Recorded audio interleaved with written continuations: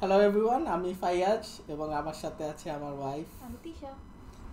আর আজকে আমরা কথা বলবো কিভাবে ভ্যারিয়েবল ডিক্লেয়ার করতে হয় গোতে, এবং গোয়ের কিছু বেসিক ডেটা টাইপ নিয়ে কথা বলবো। কিভাবে ডেটা টাইপগুলো নিয়ে কাজ করতে হয় এবং নর্মাল কিছু অ্যারিথমেটিক অপারেশনও করব, যেমন যোগ বিয়োগ গুণভাগ, so on and so forth. So last ভিডিওটিতে আমরা যেটা করছিলাম, একটা বেসিক হ্যালো ওয়ার্ল্ড প্রোগ্রাম লিখেছিলাম। তো এটা ছিল হচ্ছে গিয়ে fmt.println এর মাধ্যমে হ্যালো ওয়ার্ল্ড স্ট্রিংটা প্রিন্ট করছি। তো এই যে স্ট্রিং, এটা একটা ডেটা টাইপ, যেমন স্ট্রিং, ঠিক আছে। একই রকমভাবে আরও অনেক ডেটা টাইপ আছে। বেসিক্যালি 4 রকমের ডেটা টাইপ আছে গোতে। একটা হচ্ছে গিয়ে স্ট্রিং, একটা হচ্ছে গিয়ে নাম্বার। সো নাম্বার হইতে পারে যে কোনো রকমের নাম্বার হইতে পারে, লাইক 1, 2, 3, 4, অথবা 10.21, 3.1416, so on and so fourth, ঠিক আছে।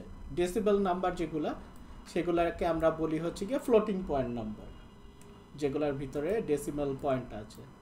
আর নর্মাল যেগুলো নাম্বার, যেমন 1, 2, 3, 4, 5, 6, 7, 8, অথবা 1000, 2000, সেগুলোকে বলি হচ্ছে কি ইন্টিজার টাইপ নাম্বার। আর স্ট্রিং তো হচ্ছে কি স্ট্রিংই, আমরা হ্যালো ওয়ার্ল্ড স্ট্রিংটা লিখলাম। কিন্তু স্ট্রিংয়ের আবার কিছু ক্যাটাগরি আছে, রাইট? যেমন কিছু কিছু স্ট্রিং হচ্ছে গিয়ে ইন্টারপ্রিটেড স্ট্রিং, আর কিছু কিছু আছে হচ্ছে গিয়ে র স্ট্রিং, ঠিক আছে। ইন্টারপ্রিটেড স্ট্রিং বলতে যেটা বুঝাই, সেটা হচ্ছে গিয়ে আমরা তো হ্যালো ওয়ার্ল্ড লিখছি এই ডাবল কোটের ভিতরে। সো আমরা এই ডাবল কোটের ভিতরে কিছু স্কেপ ক্যারেক্টারও ইউজ করতে পারি, যেটা আমাকে ইন্টারপ্রেট করে আউটপুটে দেখাবে, ঠিক আছে। সো কিছু স্কেপ ক্যারেক্টার বলতে হচ্ছে গিয়ে /n যদি আমি লিখি, তাহলে ওটা হচ্ছে গিয়ে নিউ লাইন ক্যারেক্টার। /t যদি লিখি, তাহলে ওটা হচ্ছে গিয়ে একটা ট্যাব প্রিন্ট করে দিবে আমার আউটপুটে। তো আমরা একটু ট্রাই করি কিভাবে করতে হয়, ঠিক আছে। সো আমাদের যে স্ট্রিংটা ছিল সেটা হচ্ছে গিয়ে হ্যালো ওয়ার্ল্ড, রাইট? এখন আমি যদি চাই হ্যালোটা এক লাইনে লিখবো, আর এক লাইনে লিখবো হচ্ছে গিয়ে ওয়ার্ল্ডটা, তাহলে আমি এই /n ক্যারেক্টারটা ইউজ করতে পারি। আর এই ক্যারেক্টারটাকে বলা হয় স্কেপ ক্যারেক্টার, ঠিক আছে।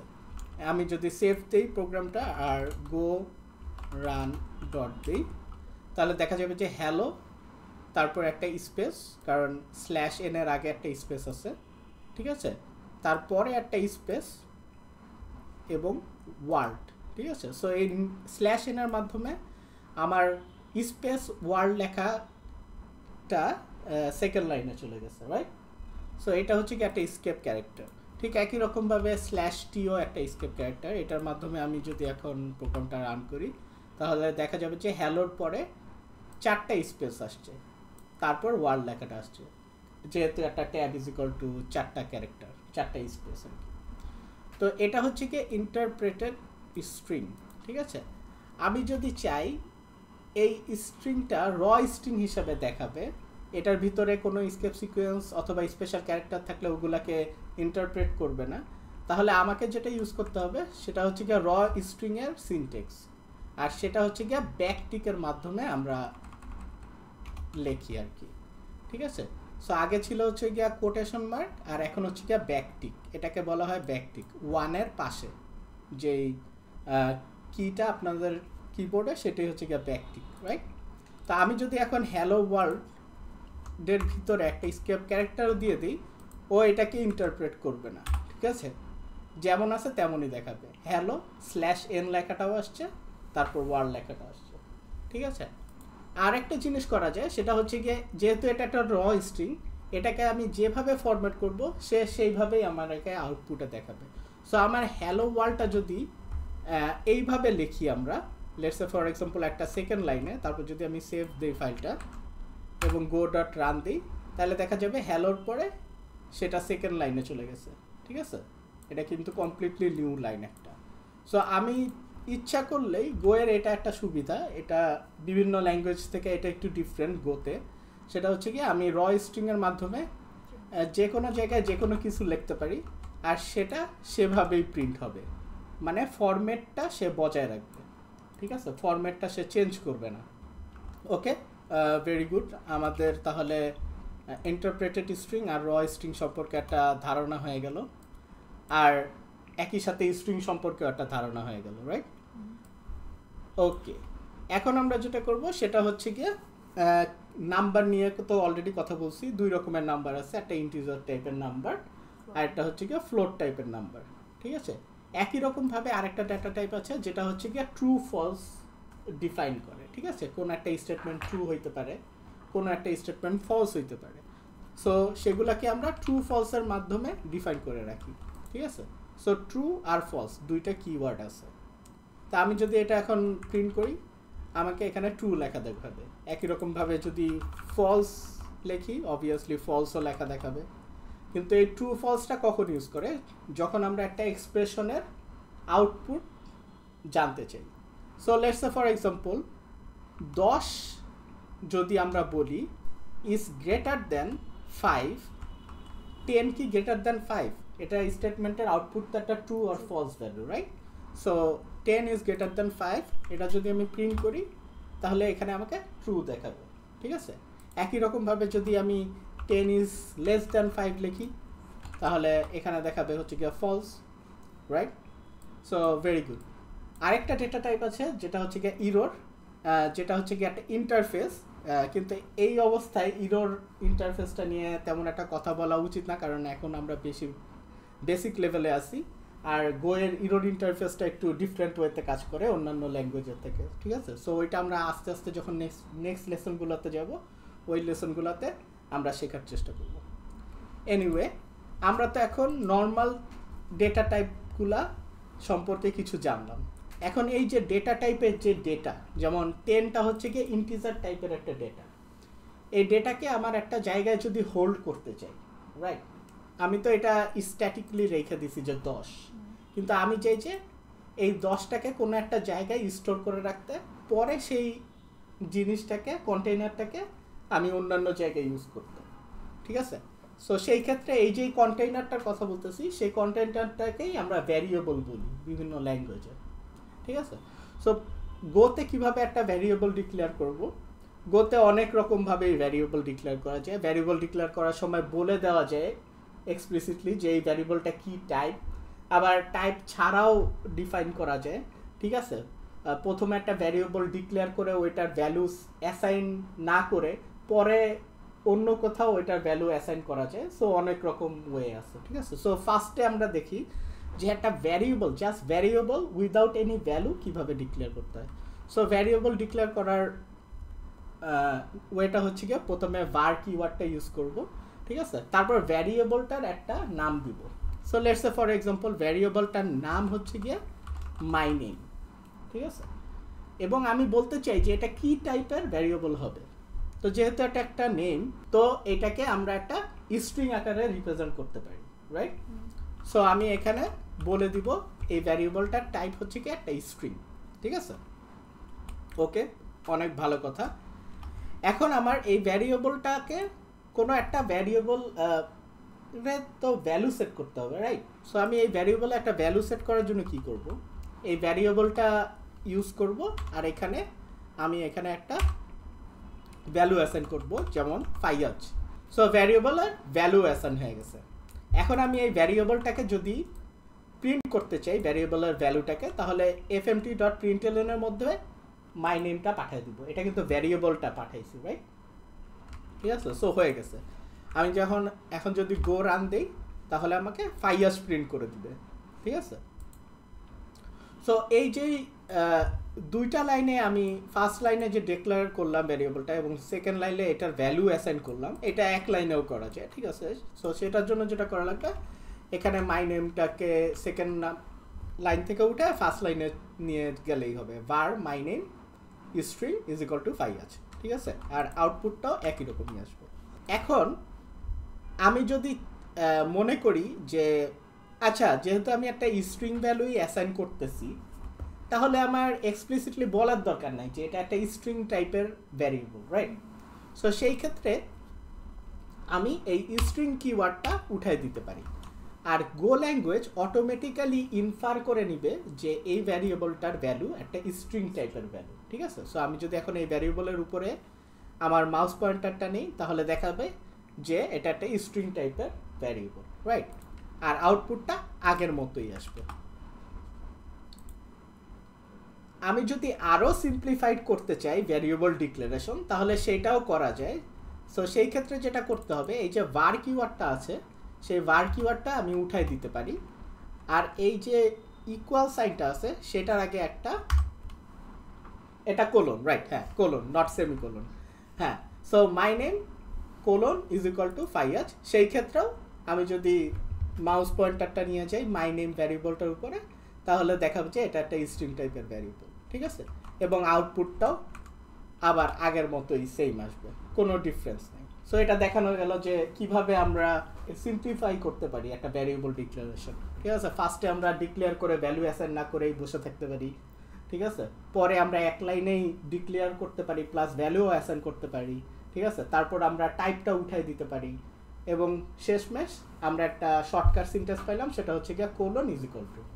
খুবই ভালো কথা। এখন আমরা যদি অন্যান্য ভ্যারিয়েবলের ভ্যালু যে কোনো রকম হইতে পারে, ঠিক আছে? এই ক্ষেত্রে স্ট্রিং, আমি চাই হচ্ছে গিয়ে একটা নাম্বার ডিক্লেয়ার করতে চাই, ঠিক আছে? সো ম্যাথে পাইয়ের ভ্যালু হচ্ছে গিয়ে 3.1416, রাইট? সো আমি সেটা যদি ডিক্লেয়ার করতে চাই, সেক্ষেত্রে কী করব? পাই নামে একটা ভ্যারিয়েবল নিলাম এবং তারপরে বললাম যে এটার ভ্যালু হবে 3.1416, ঠিক আছে?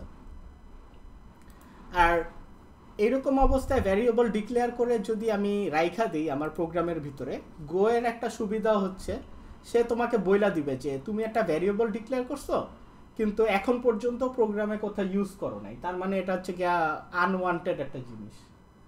এমনিতেও তোমার প্রোগ্রামে কোনো ইরর নাই, কিন্তু প্রোগ্রামে আনইউজ জিনিস রাইখা লাভ কি, রাইট? সো অবভিয়াসলি আমার যেটা করা লাগবে, আমরা যেহেতু জাস্ট প্রিন্ট করতেছি, এই পাইয়ের ভ্যালুটাও আমরা যদি প্রিন্ট করি তাইলে বলে দিবে যে এটা আর আনইউজ না, ঠিক আছে? সো আমি যেটা করব, এই পাইয়ের ভ্যালুটা নিলাম, পাইয়ের ভ্যালুটা নিয়ে এসে এই মাই নেমের পরেই প্রিন্ট করে দিই। সো আমি যদি মাই নেমের পরে আরেকটা লাইন প্রিন্ট করতে চাই পাইয়ের ভ্যালুটা, সো সেই ক্ষেত্রে একই রকমভাবে fmt.println তারপরে পাইয়ের ভ্যালুটা সেন্ড করে দিলাম, এবং আমরা যদি গো রান ডট দিই তাহলে 3.1416 দেখাবে, ঠিক আছে? সো আমরা যেহেতু জানি না পাইয়ের টাইপটা কি, ডেটা টাইপটা, সো সেই ক্ষেত্রে আমরা যদি পাইয়ের উপরে নিয়ে যাই, সো এখানে দেখা যাচ্ছে সে অটোমেটিক্যালি ধরে নিছে যে এটা একটা ফ্লোট 64 ডেটা টাইপের একটা ডেটা, ঠিক আছে? একটা ভ্যারিয়েবল। আমরা এক্সপ্লিসিটলি বলেও দিতে পারি যে এটা আমি ফ্লোট 64 নিয়ে কাজ করতে চাই না, আমাকে কিছু কম স্পেসের একটা ভ্যারিয়েবল ডিক্লেয়ার করে দাও, ঠিক আছে? 464 তো অনেক বড় একটা স্পেসের একটা ভ্যারিয়েবল, ঠিক আছে? ও দেখা যাবে যে কম্পিউটারের মধ্যে মেমোরি তো অনেক জায়গা নিয়ে বসে আছে সেই ভ্যারিয়েবলটা জাস্ট, ঠিক আছে? সো সেই ক্ষেত্রে আমি যদি এক্সপ্লিসিটলি বলে দিতে চাই যে এটা টাইপ কি হবে, তো সেই ক্ষেত্রে আমি বলতে পারি আগের মতোই যে পাইটার টাইপ হবে হচ্ছে গিয়ে float, let's say for example 32, ঠিক আছে? FLOAT, right? ফ্লোট 32।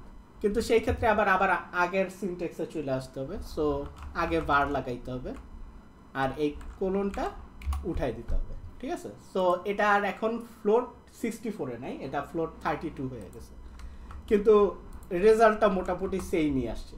কিন্তু অবভিয়াসলি আমরা জানি যে ফ্লোট 64 মানে সে অনেক বড় ডেসিবল নাম্বার নিয়ে কাজ করতে পারবে, কিন্তু ফ্লোট 32 একটু ছোট ডেসিবল নাম্বার নিয়ে কাজ করতে পারবে, যেমন 3.1416। তো এটা গেল হচ্ছে কি ভ্যারিয়েবল ডিক্লারেশন, ঠিক আছে? আর ভ্যারিয়েবল প্রিন্টিং। এখন আমরা চলে যাই কিছু ছোটখাটো যোগ বিয়োগ গুণ ভাগের ক্ষেত্রে, ঠিক আছে? তো 2 + 2 = 4, 2 ভাগ 2 = 0, এরকম সামথিং লাইক দ্যাট। সো 2 ভাগ 2 অবভিয়াসলি 1, 0 না, অবভিয়াসলি 1। তো আমি আরেকটা কাজ করি, সেটা হচ্ছে কি var এখানে একটা ভ্যারিয়েবল ডিক্লেয়ার করি, ভ্যারিয়েবল এ ইন্ট টাইপের ভ্যারিয়েবল নিলাম, ঠিক আছে? এখানে 2 লিখলাম, অথবা 5 নেই, ঠিক আছে? 5। একই রকমভাবে এই পাই যেই ভ্যারিয়েবলটা আছে সেটাকেও আমি b দিয়ে রিপ্লেস করে দিই, আমি বলি যে এটাও একটা ইন্টিজার টাইপের ভ্যারিয়েবল, এটার ভ্যালু হচ্ছে গিয়ে 2, রাইট? এখন আমরা কিছু যোগ বিয়োগ করি, নর্মাল যোগ বিয়োগ। আমরা তো জানি কি আমরা যোগ বিয়োগ করতে হয়। a plus B is equal to কত হবে, a minus B is equal to কত হবে, ঠিক আছে। একই রকমভাবে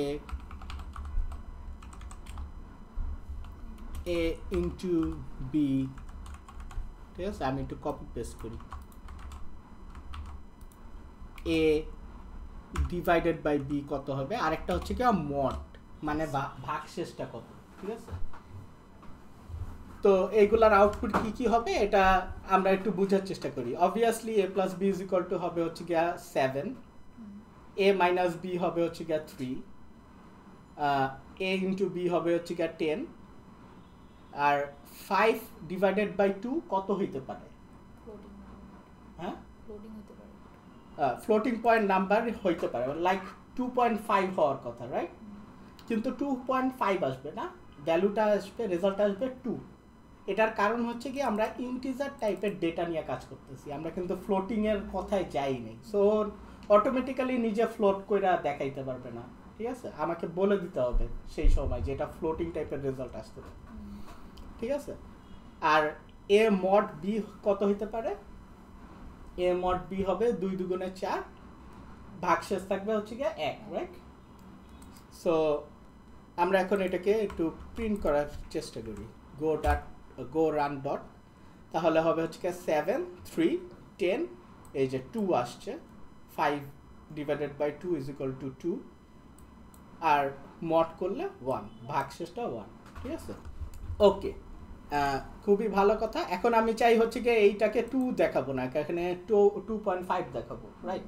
সো সেই ক্ষেত্রে আমরা যেটা করা লাগবে সেটা হচ্ছে গিয়ে আমি চাইলে এটাকে এক্সপ্লিসিটলি কাস্ট করে নিতে পারি, কনভার্ট করে নিতে পারি ফ্লোটিং পয়েন্ট নাম্বারে, অথবা আমি এখানে বইলেও দিতে পারি যে ভ্যারিয়েবল টাইপ ফ্লোটিং টাইপের নাম্বার, ঠিক আছে। সো 2 রকম ওয়ে আছে। ফার্স্টেরটা দেখি, ফ্লোট টাইপের ভ্যারিয়েবলটা নিয়েই কাজ করি, লেটস সে ফর এক্সাম্পল, ঠিক আছে। ফ্লোট 32, একই রকমভাবে ফ্লোট 32। একটা জিনিস খেয়াল করতে হবে, সেটা হচ্ছে গিয়ে এই যে ফ্লোট 32 এর সাথে ইন্টিজার টাইপের যোগ বিয়োগে এখানে একটা সমস্যা হইতে পারে। এই যে এখানে বলেই দিছে miss match type float 32 and int. যদিও প্লাস মাইনাস করে আমি দেখাইতে পারবো নর্মাল লাইফে, আমি জানি কত হবে প্লাস মাইনাস করলে, অবভিয়াসলি 7ই হবে, ঠিক আছে। কিন্তু ও বলতে চাইতেছে যে আমি এটা পারবো না, কারণ এটাও তো একটা প্রোগ্রামিং ল্যাঙ্গুয়েজ, ওর তো একটা বোঝার একটা জিনিস থাকতে হবে, রাইট। ও যদি এমন কিছু করে ফেলে যেটার ফলে ডাটা লস হয়ে যাবে, তখন একটা সমস্যা না। আর এখানে তো ডাটা লস হয়েছে আমার, ভাগ করার কারণে ডাটা কি লস হয়েছে না, যেমন 0.5 তো আমার চলে গেছে, ঠিক আছে। সো ও চায় না যে ডিফারেন্ট টাইপের ডেটা টাইপের ভিতরে যোগ বিয়োগ করে একটা বাজে রেজাল্ট আসবে, ঠিক আছে। সো এই জন্য তোমার বইলা দেয় যে একই রকমের ডেটা টাইপ নিয়েই কাজ করো তুমি, ঠিক আছে। সো আমি চাই যে এখানে দুইটাই ফ্লোটিং পয়েন্ট নাম্বার। আর এখানে কি এরর আসছে, invalid operation, operator modulus not defined on a variable of type float. Float 32 দিয়ে ডেটা টাইপের উপরে মড করা পসিবল না, ঠিক আছে। এই জন্য এখানে বলতেছে যে এটা পসিবল না। আচ্ছা, আমরা একটু পরে আসবো যে এটা তাহলে কিভাবে করা পসিবল ফ্লোট টাইপের ডেটাতে। আচ্ছা, আমরা যদি এখন গো ডট রান দেই, তাহলে আমাদের এক্সপেক্টেড রেজাল্ট এসে পড়বে যে এখানে 2.5 আসার কথা, ওইটাই আসছে। আরেকটা হচ্ছে গিয়া যেটা বললাম সেটা হচ্ছে গিয়া কাস্টিং অথবা কনভার্সন, ঠিক আছে।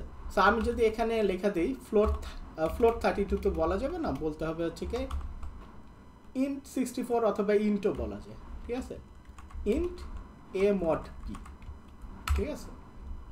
কিন্তু এখানে বলতেছে যে এটাও পারবে না, তার মানে কি এটারে আমি কি এখন ইন্ট কইরা পাঠাবো? তাহলে পাঠানোর চেষ্টা করি, তাহলে সেটাকে কি করব, ফার্স্টে এটাকে ইন্ট করলাম, ইন্টে কনভার্ট করলাম, এটাকেও আমি ইন্টে কনভার্ট করলাম, ঠিক আছে। এখন আমরা মড করতে পারবো, ঠিক আছে। আর রেজাল্টটাও এক্সপেক্টেড হবে। হ্যাঁ, মানে ফ্লোটটাকে ইন্টে কনভার্ট করে আমি মানে এক্সপ্লিসিটলি বলে দিতেছি যে হ্যাঁ আমি চাই এটাকে ইন্টিজারে তুমি কনভার্ট করো, ঠিক আছে। কিন্তু ও নিজে চাইতেছে না, কারণ এখানে আমি নিজে করতে চাইলে তো আমি এত জ্ঞানী মানুষ না, নিজে করলে ডাটা লস হওয়ার পসিবিলিটি আছে, ঠিক আছে। সো নিজে করে না। সো এটাই হলো হচ্ছে গিয়ে কিভাবে একটা ভ্যারিয়েবল ডিক্লেয়ার করতে হয় আর গো প্রোগ্রামিংয়ে বিভিন্ন রকমের ডেটা টাইপগুলো নিয়ে কিভাবে কাজ করতে হয়। এটাই ছিল আজকের লেসন। সো নেক্সট লেসনে আমরা আরও কিছু ভ্যারিয়েবল ডিক্লারেশন দেখব, কিভাবে পয়েন্টার নিয়ে কাজ করতে হয়, ওটাও একটা data type. So stay tune for the next video, I guess, right? Yes. So bye for today, bye. Bye bye.